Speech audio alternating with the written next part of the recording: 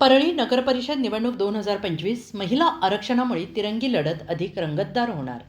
तीनही पक्षांच्या पॉवरफुल महिला उमेदवारांचे अर्ज दाखल. यावर्षी परळी नगराध्यक्षपद महिला आरक्षित असल्यामुळे राजकीय समीकरणात मोठा बदल झाला आहे. तीनही प्रमुख पक्षांनी आपल्या प्रभावी महिला नेतृत्वाला पुढे करून वातावरणात अभूतपूर्व चुरस निर्माण केली आहे. राष्ट्रवादी काँग्रेस शरद पवार पक्षाकडून माजी नगराध्यक्ष दीपकराव देशमुख यांच्या पत्नी संध्याताई दीपक देशमुख यांनी अर्ज दाखल केला आहे. राष्ट्रवादी शरद पवार पक्षाकडून त्या निवडणूक लढवणार आहेत. राष्ट्रवादी काँग्रेस अजित पवार पक्षाच्या वतीनं माजी नगराध्यक्ष बाजीराव धर्माधिकारी यांच्या पत्नी पद्मश्री बाजीराव धर्माधिकारी यांनी उमेदवारी दाखल केला.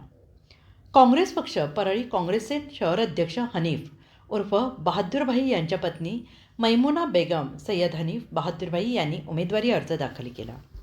आज शेवटच्या दिवशी झालेल्या अर्ज दाखल प्रक्रियेमुळे परळीत अक्षरशः राजकीय उमेदवारी संभ्रमाचा अनुभव आला.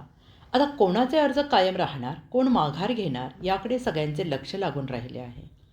या तीनही महिला उमेदवारांमुळे परळीचा नगराध्यक्षांचा मुकाबला तिरंगी आणि चुरशीचा होणार हे सध्या तरी निश्चित झालेलंच आहे. महिला आरक्षणामुळे परळीचे पारंपरिक समीकरण तुटून नवे राजकीय गणित तयार होताना स्पष्टपणे दिसत आहे.